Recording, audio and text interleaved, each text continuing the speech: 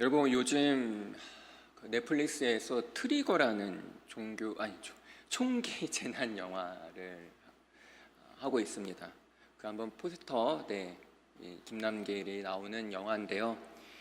아마 이 영화를 본 사람도 있을 것이고 이게 보니까 7부작인가 10부작인 것 같더라고요. 보고 있는 사람도 있을 것이고 안 본 사람도 있을 건데요. 총기 재난 영화. 영화 내용은 단순합니다. 정체불명의 택배가 전국 각지로 배송됩니다. 그런데 이 택배가 뭘까요? 바로 총입니다. 우리나라는 총을 소유할 수가 없죠. 그런데 갑자기 총이 든 택배가 그냥 불특정 다수한테 이렇게 택배로 전해집니다.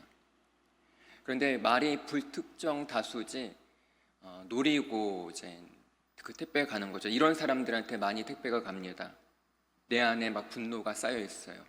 내 안에 막 불만이 있고 열등감이 있습니다. 그런 사람들에게 총이 택배로 가는 거예요. 그러면은 영화 속에서 어떻게 할까요? 막 갈등을 합니다. 내가 이 총을 가지고 나를 힘들게 하는 그 사람, 나를 힘들게 하는 그 상사, 학교에서 나를 괴롭히는 그 아이, 막 갈등하면서 그 총을 쏘기도 하고, 그래서 정말 사건이 일어나기도 합니다. 저는 이 영화를 보면서 우리 모두 안에 잠재되어 있는 분노가 있지 않나요, 여러분?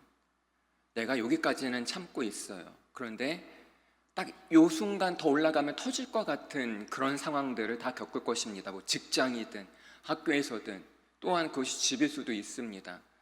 우리 모두 다 내 안에 내재된 분노가 있고 열등감이 있고 불만이 있고 또한 남들에겐 드러나지 않는 나만의 약점이 있습니다. 그것을 누군가가 건든다면은 내가 어느 정도는 참을 수 있지만 아무것도 아닌 것에 폭발하는 경우가 있다라는 거죠. 그래서 이 트리거라는 이 영화는 뭐 총이란 뜻도 있지만은 그런 유발시키다, 촉발시키다라는 뜻도 있습니다. 그래서 한번 여러분들 이 영화를 한번 보는 것도 좋을 것 같습니다. 물론 이제 19세인데 여러분들 청년이기 때문에 충분히 봐도 괜찮을 것 같습니다. 제가 왜 이 트리거라는 영화 얘기를 하냐면요. 오늘날 여러분 뉴스를 보면은 뭐 만연한, 정말 너무나 죄가 만연하다라는 것이 느껴집니다. 뭐 얼마 전에 그런 사건도 있었죠. 아버지가 사제총을 만들어서 아들을 쏴서 죽이는 그런 사건도 있었습니다. 그리고 묻지마 사건 사고, 묻지마 살인도 비일비재하게 일어나고 있습니다. 밤거리 혼자 다니기가 얼마나 우리 자매들 무섭습니까? 정말 안전치가 않습니다. 지하철 안도 전혀 안전하지가 않습니다. 오늘날 만연한 이 죄의 실상에 대해서 여러분 왜 그럴까요? 과연 죄를 범하는 이들이 하나님을 몰라서, 복음을 몰라서, 예수님을 몰라서 교회를 다녀보지 않았기 때문에 그래서 죄를 지을까요? 오늘 로마서 1장에서는 이렇게 얘기합니다. 21절에 이렇게 얘기합니다. 하나님을 알되 하나님을 영화롭게도 아니하며 감사하지도 아니하고 오히려 그 생각이 허망해지며 미련한 마음이 어두워졌나니. 자, 하나님을 뭐래요? 알되.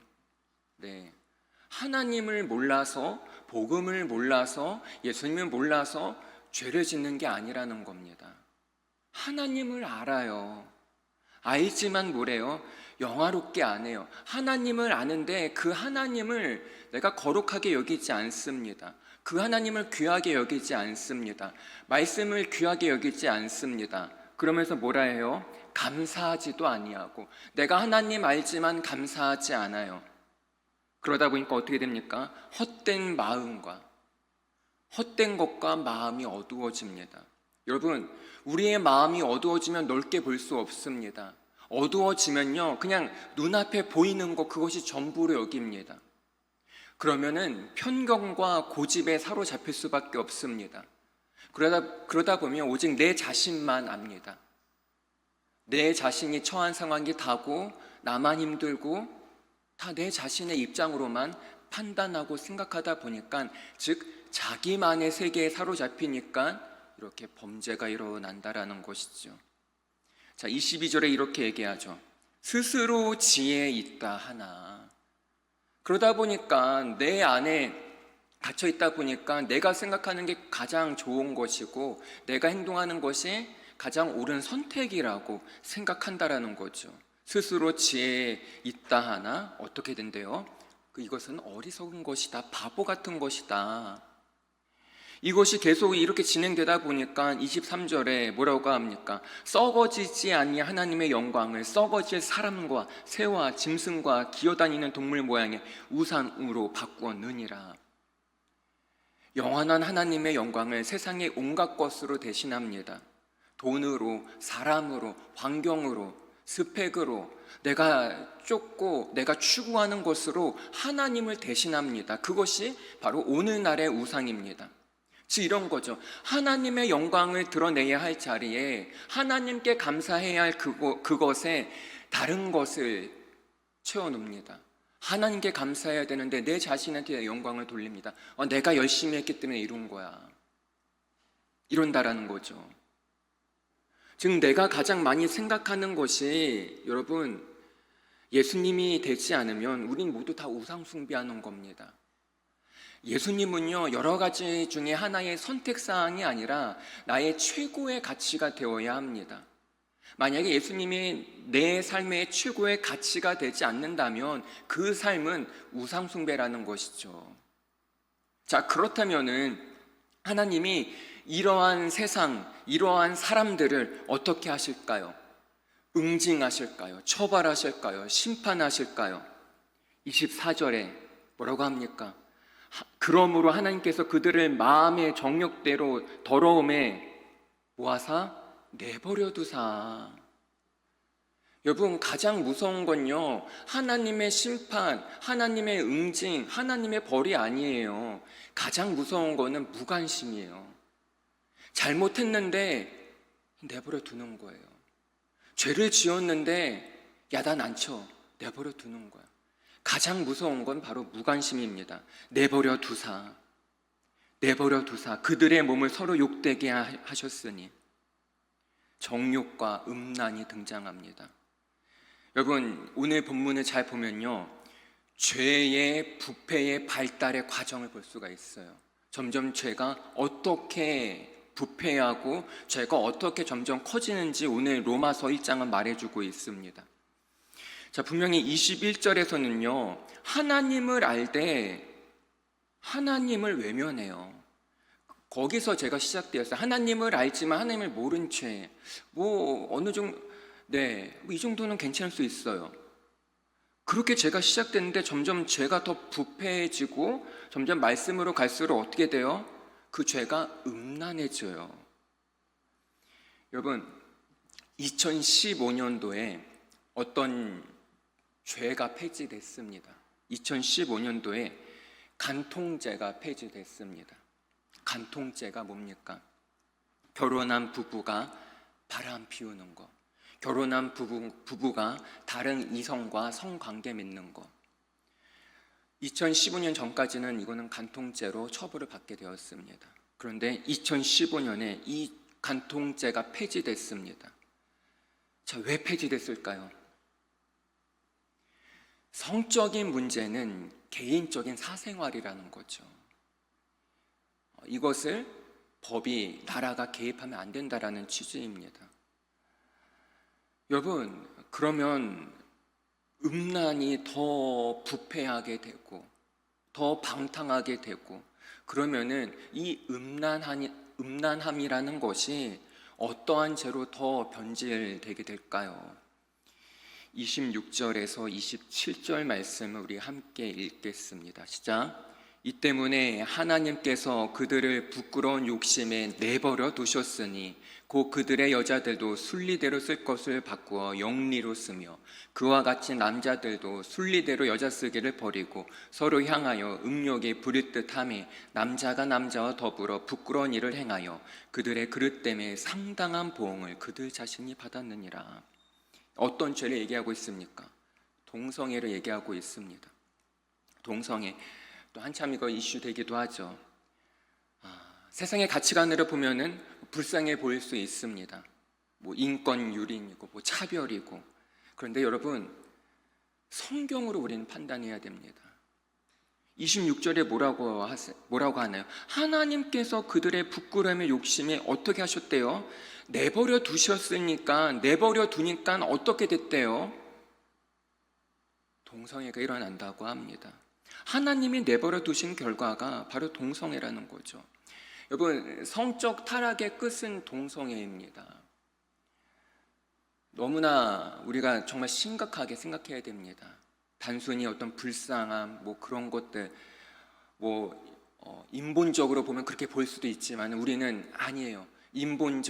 우리는 그렇게 따지면 안 되고 성경에서 하나님께서 말씀에서 뭐라고 말하고 있는지 그것을 우리는 기준으로 삼아야 합니다. 그런데 여러분, 죄가 여기서 끝나지 않습니다. 28절부터 31절까지 보면요, 정말 아주 많은 죄악들이 열거됩니다. 자, 28절에 보면은 뭐라고 하나요? 또한 그들이 마음에 하나님 두기를 싫어하며, 지금 여러분 중요한 건요, 하나님을 몰라서 죄를 짓는 게 아니라는 거예요. 21절에도 하나님을 아는데 죄를 짓는 거예요. 28절에서부터도 열거되는 죄를 시작하기 전에 뭐라고 하나요? 하나님 두기를 싫어하며, 하나님을 모르는 게 아니에요. 복음을 몰라서 죄를 짓는 게 아니라는 거죠. 하나님 두기를 싫어합니다. 복음을 내 마음에 두기를 싫어합니다. 예수님을 내 삶의 주인으로 두기를 싫어합니다. 그래서 하나님께서 그들을 그 상실한 마음대로 또 나옵니다. 내버려 두사 합당치 못한 일을 하게 하셨으니. 자, 하나님이 그들을 내버려 두셔서 합당치 못한 일을 그냥 그들이 하게 냅두니까 어떠한 죄들을 지을까요? 29절부터 곧 모든 불의, 추악, 탐욕, 악의가 가득한 자요, 시기, 살인, 분쟁, 사기, 악독이 가득한 자요, 수군수군하는 자요, 비방하는 자요, 하나님께서 미워하시는 자요, 능욕하는 자요, 교만한 자요, 자랑하는 자요, 악을 도모하는 자요, 부모를 거역하는 자요, 우매한 자요, 배약하는 자요, 무정한 자요, 무자비한 자라. 이 죄들을 좀 보겠습니다. 불의, 추악, 거칠고 흉악한 겁니다. 탐욕, 뭔가요? 지나친 욕심입니다. 악의가 가득하고 시기하고 살인하고 분쟁하고, 완전 어느 날 맞지 않습니까? 사기, 악독, 마음이 너무나 악합니다. 수군수군, 비방, 비웃고 헐뜯고, 하나님을 미워하고, 능욕합니다. 업신여기고 무시합니다. 교만하고 자랑하고, 악을 도모하고, 부모를 거역하고, 우매하고, 배약한 자. 배약한 자가 뭔지 알아요? 약속 어기는 사람이에요. 무정한 자, 무자비한 자. 여러분, 이 죄악 중에서 자유로운 사람이 있습니까? 지금 이 열거한 죄악 중에서 난 여기서 자유로워요 라고 말할 수 있는 사람이 있습니까? 저도 자유롭지 못합니다. 이 모든 죄를 우리는 다 범하고 있습니다. 여러분, 29절에 보면은 너무나 마음에 와닿는 죄가 있습니다. 수군수군. 여러분, 수군수군 안 해본 적 있나요? 험담, 뒷담 안 해본 적 있나요? 그리고 30절에 부모 거역. 부모님하고 단 한 번도 안 싸본 적 있나요? 부모님한테 단 한 번이라도 내 안에 불만 가져본 적 다 있을 겁니다. 그런데 여러분, 우리가 아무렇지도 않게 생각하는 이 죄들의 결과가 뭔지 알아요? 32절 말씀입니다.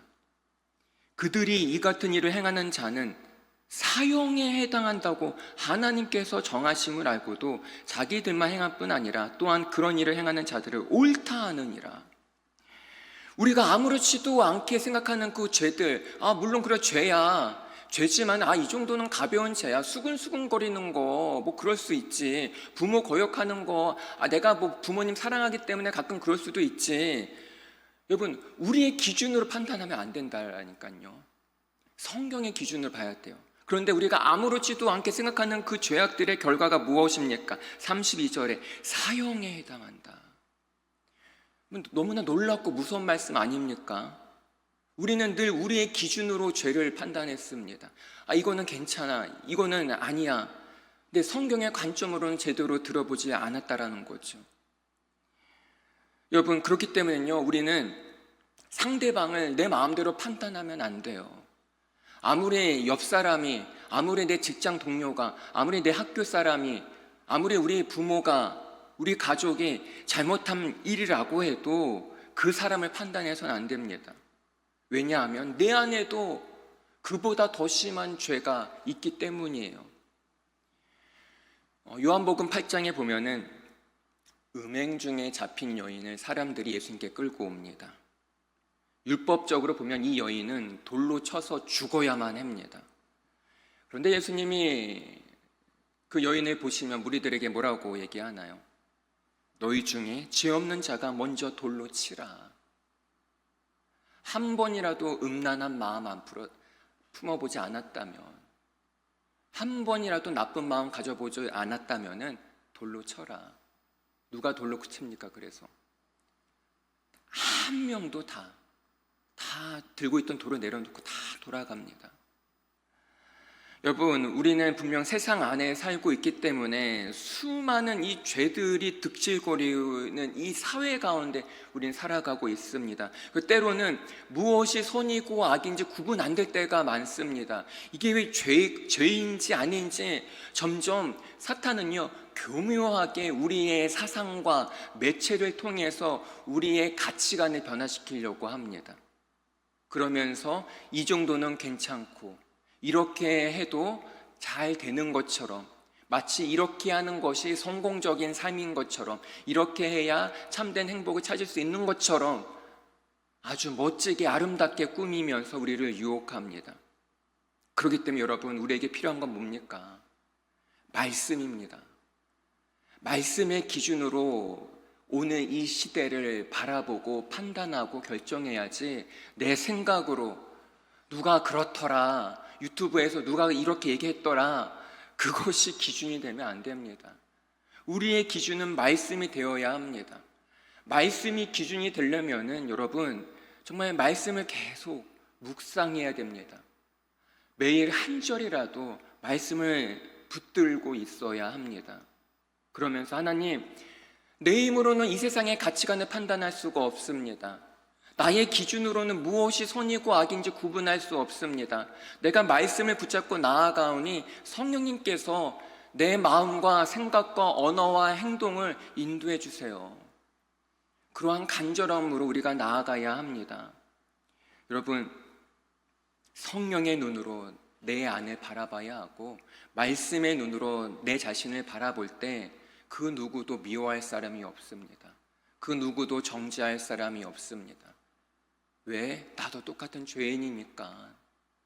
이 앞에서 얘기하는 것들, 수근수근, 부모 거역하고 미워하고 시기하고 다 우리가 범하는 죄들인데 그 결과가 무엇이라고 합니까? 사형에 해당하는지라.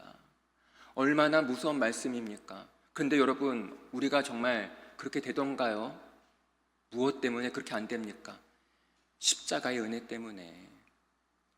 우린 정말 죽을 수밖에 없는 죄인인데 정말 사형에 해당한다고 그렇게 얘기하는데 그것이 막아진 것이 무엇 때문입니까? 예수님의 십자가 때문입니다. 그렇기 때문에 우리는 누구도 죄에서 자유로울 수 없습니다. 그러나 죄에 묶여있진 않습니다. 바로 예수님의 십자가 은혜 때문입니다.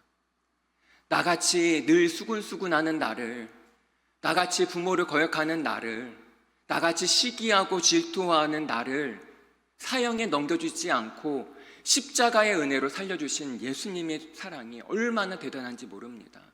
그렇기 때문에 우리는 매일마다 죄를 짓지만 사형에 합당하다고 판단을 받지만 그럼에도 불구하고 주님의 십자가 은혜로 우리는 살아갈 수 있는 것입니다.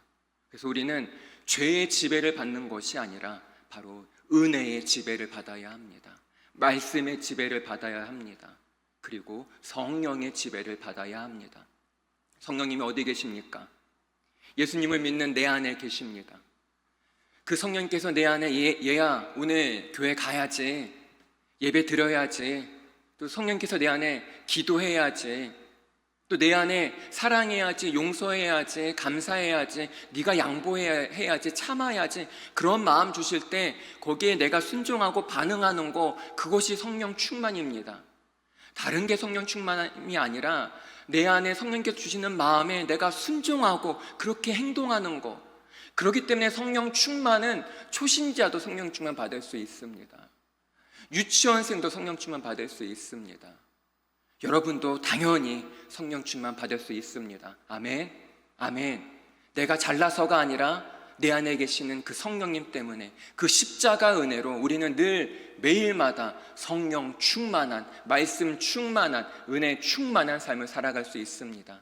그래서 한 주간도 세상은 너무나 악하지만은 그 우리 모든 악에서 나를 지켜주시고 구원하신 예수님의 십자가 은혜 가운데 믿음으로 승리하는 우리 모두가 되길 간절히 소망합니다. 기도하겠습니다. 하나님, 세상은 점점 악해지고 있습니다. 무엇이 선이고 악인지 구분하기 힘든 이 시대에 하나님께서 우리에게 지혜를 허락하여 주시옵소서. 나의 경험으로, 나의 사고와 지식으로 판단하는 것이 아니라 아버지 하나님의 말씀의 기준으로 이 시대를 바라보고 판단하고 기도하며 나아가기 원합니다. 우리 청년들에게 하나님의 말씀이 이들 마음 가운데 살아 움직이게 하여 주시옵소서. 말씀이 우리의 생각과 기준이 되게 해주시고 말씀이 우리의 언어와 행동이 되게 하여 주시옵소서. 그리하여 나보다 나를 더 사랑하시는 그 주님의 은혜로 인해서 매일매일 감사와 찬양이 넘쳐나는 우리 모두가 되게 해주시고 믿음의 청년들 통해서 이 시대가 변화되고 새롭게 되게 하여 주시옵소서. 감사합니다. 예수님의 이름으로 기도합니다. 아멘. 다 함께 봉헌 찬양하겠습니다.